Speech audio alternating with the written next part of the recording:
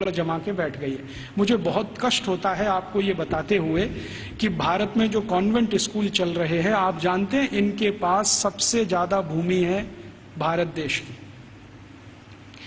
मैंने संसद में एक प्रश्न करवाया था, आप यहां बैठे हैं, मेरे एक दोस्त हैं अखिलेश कुमार करके गोरखपुर से, और सॉरी उसके पास के क्षेत्र से सांसद हैं। मैंने कहा जरा ये पूछ तो लो कि भारत में सरकार के बाद किसके पास सबसे ज्यादा जमीन है। तो उत्तर आया कि सरकार के बाद सबसे ज्यादा जमीन चर्च और उनके कॉन्वेंट स्कूलों के पास ही है।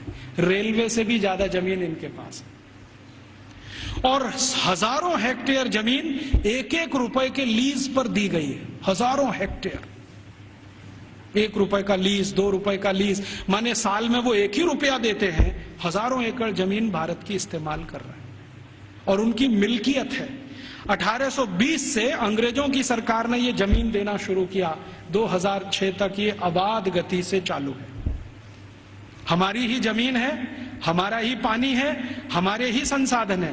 पहले मैं क्या सोचता था कि इन कॉन्वेंट स्कूलों में डोनेशन बहुत देती होगी सरकार, लेकिन संसद में एक जब सवाल करवाया तो पता चला कि सरकार का डोनेशन तो 10% ही है, बाकी समाज का डोनेशन। अकेले मैं मुंबई का आंकड़ा आपको दे रहा हूं। बंबई में जितने कॉन्वेंट स्कूल चलते हैं उसमें 92% हिंदू समाज के लड़के लड़कियां पढ़ते, 92%। 2.5% क्रिश्चियन समाज के हैं और बकाया में मुसलमान हैं।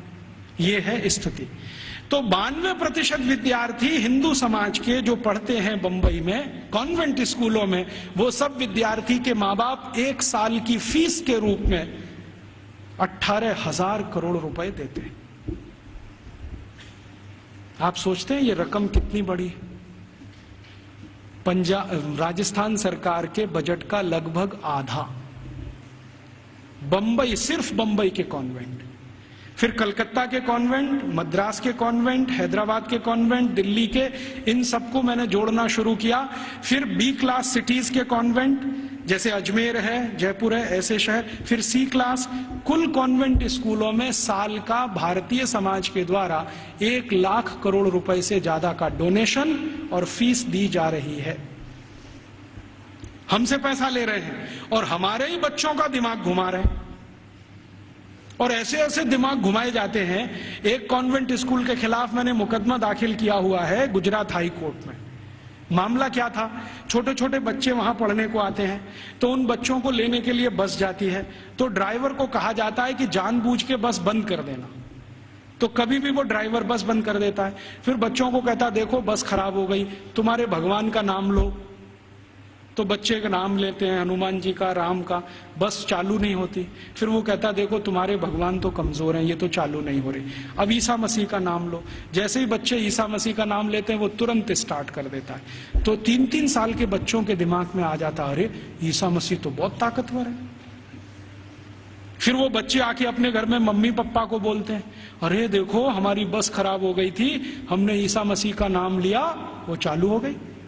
ये मैंने एक घर में एक बच्चे के मुंह से सुना, उस दिन मेरी आत्मा हिल गई। मैंने कहा ये हो क्या रहा है? आज मैं आपके यहां आने से पहले शाहपुरा एक छोटे से नगर में था, तो वहां पर राम सनेही संप्रदाय के एक बड़े संत हैं। उन्होंने तो कहा कि इतना ही नहीं होता, कॉन्वेंट स्कूल में आगे भी होता है। बच्चे जो छोटे छोटे होते हैं ना, जिनके मन भोले भाले हैं, उनको एक खेल खिलाया जाता है कि उनके राम और कृष्ण है ना, उनकी मूर्तियां बनाई जाती हैं मेटल्स की और बच्चों को दिया जाता है। फिर वो कहते हैं कि स्विमिंग पूल में इनको तैराओ, तो बच्चे उनको डाल देते हैं, वो सब डूब जाती है क्योंकि मेटल्स की। तो कहते हैं देखो तुम्हारे भगवान डूब गए। फिर उन्हीं छोटे छोटे बच्चों को काष्ठ की मूर्तियां दी जाती है, लकड़ी की, ईसा मसीह की, कहते हैं तैराओ, तो वो तैरने लगती है। तो बच्चों को कहते हैं देखो ईसा मसीह इतने ताकतवर हैं कि वो तैर सकते हैं, रामकृष्ण तो डूब गए, तो तुमको भी डूब। तो लोकमान्य तिलक की इस बात को फिर याद करें, दुश्मन हमसे ताकतवर है, बहिष्कार करो और असहयोग करो। बाद में गांधी जी ने उसको और तेज से कहा। हम इन कॉन्वेंट स्कूलों को और इस एजुकेशन को हटाना चाहते हैं यूरोपियन, तो इसके लिए असहयोग करो और बहिष्कार करो। मतलब मैंने आपसे कहा कि 92% विद्यार्थी हमारे हैं जो वहां पढ़ने जा रहे हैं, इनको रोको। और हम इसको अपने घर से शुरू करें कि हम हमारे घर के किसी बच्चे को कॉन्वेंट में नहीं पढ़ाएंगे।